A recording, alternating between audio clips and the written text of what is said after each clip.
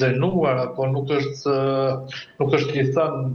mu deklaruar thjesht se nuk duhet ta luftoj Hamasin. Mirë po, planet e izraelite kanë shkuar përtej eliminimit të organizatës terroriste Hamas, e cila financohet dhe nga Irani, dhe ka mbështetje të madhe nga Irani, qoftë logjistikën, qoftë financime, qoftë në armatim. Megjithatë, këtu sigurisht shihet qartë se Izraeli ka kaluar ato saqet e lejuara apo saqet normale të luftimit të një organizate terrorizme, kur ka vendosur që të ecë me planin e saj për aneksimin e Gazës. E qartë, zoti Azeri, sa të realizueshme janë kushtet që vendos Kanadaja, reforma pra zgjedhje dhe çmilitarizim se i përket një lufte si kjo? Është mjaft të e pas parasysh historikun e këtij konflikti, duke pas parasysh divergjencat e mëdha mes Hamasit dhe asaj që quhet Organizata për Shlirimin e Palestinës, e cila në fakt kontrollon vetëm bregun perëndimor, pra jo dhe Gazën. Gaza është në pushtetin apo nëse mund të themi në qeverisjen e Hamasit, e kështu që është bukur problematike, bukur sfiduese për vetë autoritetin palestinez që të vendos një lloj sistemi normal të demokracisë në atë rajon, qoftë me organizimin e zgjedhjeve, por qoftë edhe me fillimin e reformave, duke i pasur parasysh këto divergjencat e mëdha që janë mes dy organizatave apo dy rajoneve, bregut perëndimor dhe vetë Gazës, ku bregun perëndimor qeveris autoriteti palestinez, ndërsa në Gaza është si pushtet është Hamasi. Dhe kur kemi parasysh divergjencat e gjata historike mes këtyre dy organizatave, është shumë vështirë që të flitet për ndonjë reformë, siç janë kushtet e Kanadas apo edhe Bashkisë Ndërkombëtare, për të vendosur një stabilitet dhe një farë forme të një qeverisje apo një idere antidemokratike në territorin e Gazës, sidomos në territorin e Gazës. Në të kundërt, zoti Azeri, a ekziston vërtet rreziku pra që qëndrimi kundër njohjes ta izolojë Izraelin në arenën ndërkombëtare? Nuk pres që Izraeli të izolohet në arenën ndërkombëtare për shkak të fuqisë së madhe qoftë diplomatike, qoftë ushtarake, pasandej për kraja që kanë nga Shtetet e Bashkuara të Amerikës. Por edhe këto shtetet që e kanë njohur Palestinën, siç ishte Britania e Madhe dhe shtetet të tjera, nuk pres që të bëjnë aq presion të madh sa që Izraeli të izolohet në aspektet në arenën ndërkombëtare, apo të përjashtohet nga organizata ndërkombëtare ku ky shtet është antar. Pra, vetë njohja mendoj se ka ardhur si një rezultat më i butë për vetë Izraelin dhe qeverinë e Netanyahu, qeveri kjo e cila pashtu në Izrael kundërshtohet me mjaft protesta edhe për shkak të zgjatjes së luftës në Gaza, por edhe për afera të mëdha korruptive që kanë goditur qeverinë e Netanyahut. E qartë, zoti Azeri, për të kaluar pak edhe tek Rusia edhe Ukraina, presidenti i Ukrainës Volodymyr Zelensky, pas tensioneve sipas tij pra që janë krijuar mes anëtarëve lindorë të NATO-s dhe Kremlinit, ka thënë ai po rriten, ka kërkuar që të shtohen edhe masa shtesë, pra duke drejtuar kështu Shtetet Bashkuara të Amerikës drejt Rusisë. A mendoni se është pikërisht tani koha që këto masa shtesë dhe këto sanksione të vendosen tani ndaj shtetit rus? Kjo është në vazhdim e gjithë ngjarjeve që zhvillohet në raport Rusi dhe Ukrainë. Natyrisht që pas refuzimit të ofertave nga presidenti Trump që ju bëri Kremlini, atëherë pres sanksionet që nga Bashkimi Evropian, por nga Shtetet e Bashkuara të Amerikës do të fillojnë duke u sforcuar ndaj Kremlinit zyrtar. Megjithatë, Rusia ka filluar që përgjigjet ndaj këtyre sanksioneve edhe me provokime të ndryshme duke shkelur edhe zonat e tjera të shteteve anëtare të NATO-s dhe me këtë ka qëllimin që të testojnë një farë lloj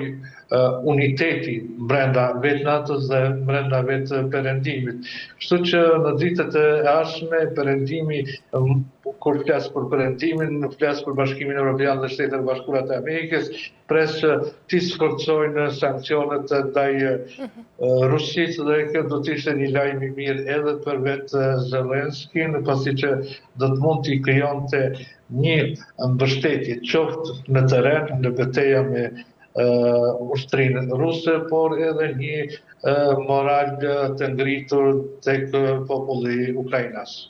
E qartë, zoti Azeri, të mos harrojmë këtu se kemi pasur një paketë për 18 të sanksioneve nga ana e Bashkimit Evropian kundër Rusisë. Mendoni se një paketë 19 do të kishte vërtet ndikim real? Besoj që edhe paketa e 18, edhe ajo e 19 ka ndikimet e tyre reale, po mos të ishin disa shtete brenda Bashkimit Evropian që po vazhdojnë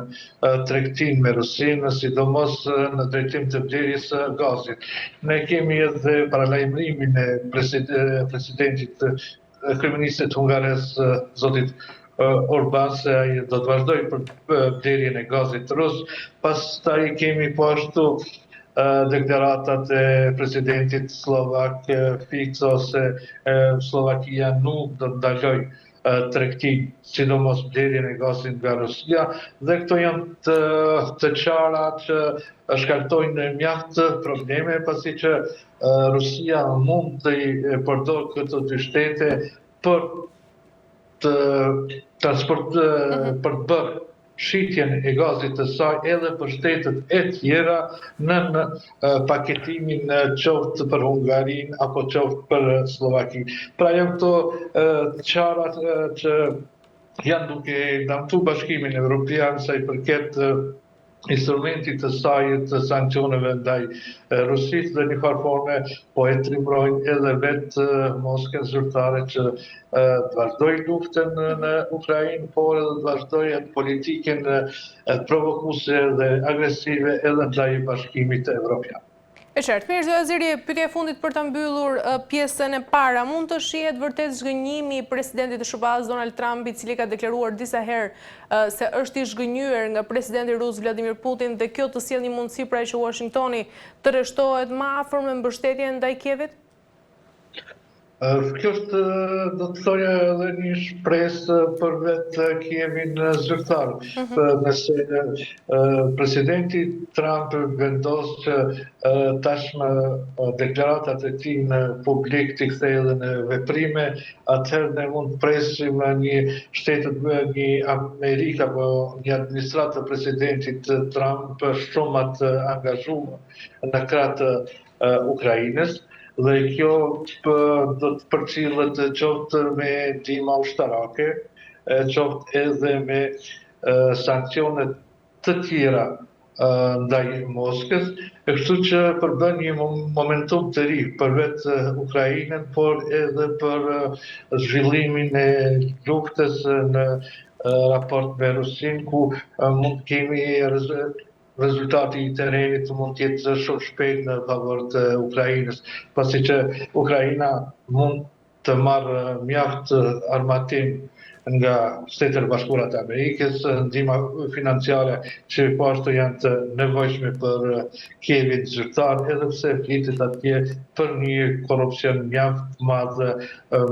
brenda qeverisë të zotit Zelenski, por edhe mrena vetë asaj që quhet strategji ushtarake mbrojtëse e Ukrainës. Megjithatë, pres që presidenti Trump nga fjalët tashmë të kalojë në vepra, pasi që përgjegjja